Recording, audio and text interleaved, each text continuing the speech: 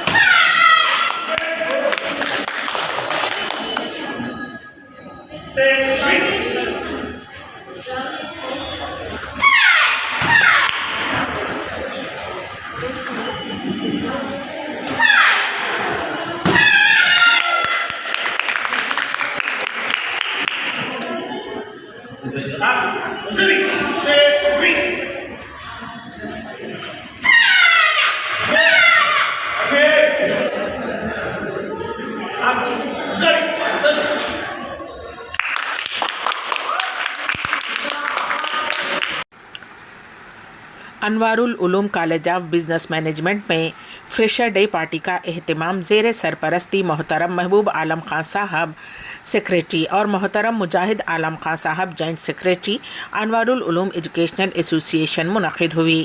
تقریب کا آغاز پروفیسر احمد بیگ رکن گورننگ باڈی انوار العلوم ایجوکیشنل ایسوسی ایشن کی تقریر سے ہوا۔ انہوں نے طلباء کو زندگی میں مثبت رویہ اپنانے اور زندگی کو بامقصد بنانے پر زور دیا۔ پرنسپل کالج ڈاکٹر عثمان بن سالم نے طلباء کو مشورہ دیا کہ وہ کالج کی جملہ سرگرمیوں میں پابندی سے حصہ لیں۔ وائس پرنسپل محمد ابراہیم الدین نے نئے طلباء کو داخلہ لینے پر انہیں خوش آمدید کہا۔ یہ تقریب 2 بجے تک جاری رہی۔ آخر میں ظہرانے کا اہتمام کیا گیا۔ اس کے بعد تقریب اختتام پذیر ہوئی۔ ضلع جگتیال مٹپلی منڈل وینکٹ راؤ پیٹ کے پاس ہائی وے پر خوفناک سڑک حادثہ پیش آیا۔ ڈیزل ٹینکر الیکٹرک ٹرانسفارمر سے ٹکرا کر الٹ گیا اور شعلہ پوش ہو گیا، جس کے ساتھ ہی آگ بھڑک اٹھی۔ مقامی افراد کی اطلاع پر فائر انجنوں کو طلب کرتے ہوئے آگ پر قابو پانے کی کوشش کی گئی۔ معلوم ہوا ہے کہ گھٹکیسر سے ضلع جگتیال ملا پور منڈل کے راگھو پیٹ کے ایک پیٹرول پمپ کو ڈیزل منتقل کرنے کے دوران یہ حادثہ پیش آیا۔ حادثے کے ساتھ ہی علاقے میں برقی سربراہی میں خلل پڑا اور مین روڈ پر ٹریفک جام ہو گیا۔ اس حادثے میں کسی بھی طرح کے جانی نقصان یا کسی کے زخمی ہونے کی اطلاع نہیں ملی ہے، لیکن حادثے کی وجہ سے علاقے میں خوف و ہراس کا ماحول چھا گیا۔ ضلع نظام آباد کے کلیڈا موضع میں آوارہ کتوں کے حملے میں ایک معصوم بچے کی موت کا افسوسناک واقعہ پیش آیا۔ تفصیلات کے مطابق آرمور حلقہ اسمبلی کے ماکلور منڈل کلیڈا موضع میں 25 دسمبر کو اسکول ختم کرنے کے بعد بچہ اپنے دادا کے ساتھ کھیت چلا گیا، جہاں پر آوارہ کتوں نے معصوم بچے پر حملہ کر دیا۔ بچے کو شدید زخمی حالت میں نظام آباد کے خانگی ہاسپٹل لے جایا گیا۔ ڈاکٹرز نے بچے کی تشویشناک حالت دیکھتے ہوئے بہتر علاج کے لیے حیدرآباد لے جانے کا مشورہ دیا۔ 7 جنوری کو حیدرآباد لے جانے کے دوران راستے میں ہی معصوم بچے نے دم توڑ دیا۔ بچے کی شناخت 5 سالہ نشانش کے طور پر کی گئی ہے، جو کلیڈا موضع میں LKG کلاس کا طالب علم تھا۔ اس واقعے سے مقامی عوام میں شدید غم و غصے کا اظہار کیا جا رہا ہے۔ عوام کا کہنا ہے کہ آوارہ کتوں کے آزادانہ گھومنے پھرنے سے خطرہ محسوس کر رہے ہیں۔ کتوں کے کاٹنے کے ایسے کئی واقعات رونما ہو چکے ہیں، لیکن حکام کی جانب سے کوئی سنجیدہ اقدامات نہیں کیے جا رہے ہیں۔ مقامی عوام نے آوارہ کتوں کے خاتمے کے لیے سخت اقدامات کرنے کا حکام سے مطالبہ کیا ہے۔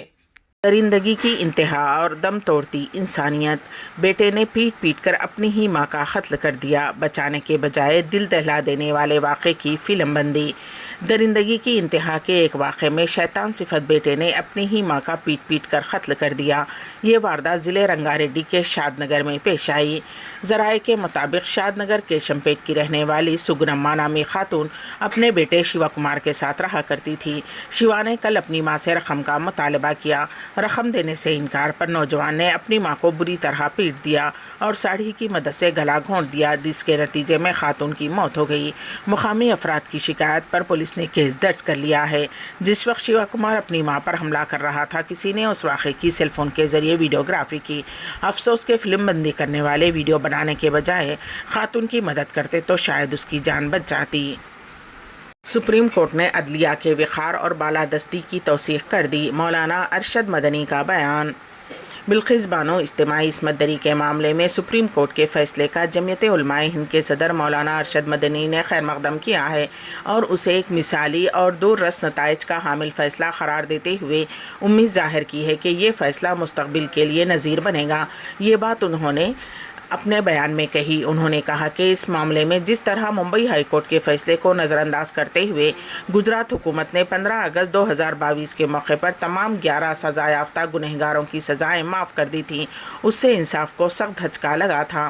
ملک کے انصاف پسند حلقوں میں بھی اس کو لے کر تشویش کی لہر دوڑ گئی تھی کہ اگر حکومتیں اس طرح اپنے سیاسی فائدے کے لیے عدالت سے قصوروار ٹھہرائے گئے مجرموں کی سزائیں معاف کرنے لگے تو پھر ملک میں قانون و انصاف کی کیا حیثیت اور رخت رہ جائے گی۔ لیکن امید افزا پہلو یہ ہے کہ سپریم کورٹ نے گجرات حکومت کی رہائی کے غیر اختیاری فیصلے کو کالدم قرار دیتے ہوئے ایک مرتبہ پھر سپریم کورٹ کے وقار اور بالادستی کی توثیق کر دی ہے۔ اس سے عام شہریوں، خاص طور پر ملک کی اقلیتوں میں سپریم کورٹ کے تئیں اعتماد مضبوط ہو گیا۔ آج میرے لیے نیا سال ہے۔ سپریم کورٹ کے حکم پر بلقیس بانو جذباتی ہو گئیں۔ بلقیس بانو نے اپنے وکیل شوبھا گپتا کے حوالے سے کہا کہ میں خوشی کے آنسو رو پڑی، میں 1.5 سال میں زیادہ عرصے میں پہلی مرتبہ مسکرائی ہوں۔ بلقیس بانو نے سپریم کورٹ کی جانب سے خاندان کے 7 افراد کے قتل اور اجتماعی زیادتی کے مجرموں کو دی گئی رہائی کو مسترد کرنے کے حکم پر خوشی کا اظہار کیا ہے۔ سپریم کورٹ کے حکم کے مطابق بلقیس بانو کے 11 مجرم جلد دوبارہ جیل کی سلاخوں کے پیچھے ہوں گے۔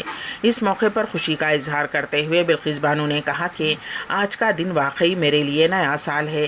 بلقیس بانو نے اپنی وکیل شوبھا گپتا کے حوالے سے کہا کہ میں خوشی کے آنسو رو پڑی، میں 1.5 سال سے زائد عرصے میں پہلی مرتبہ مسکرائی ہوں۔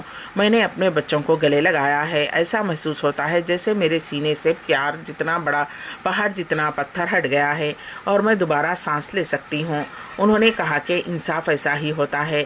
میں عزت مآب سپریم کورٹ آف انڈیا کا شکریہ ادا کرتی ہوں کہ انہوں نے مجھے، میرے بچوں اور خواتین کو ہر جگہ یہ تعاون دیا اور انصاف ملا۔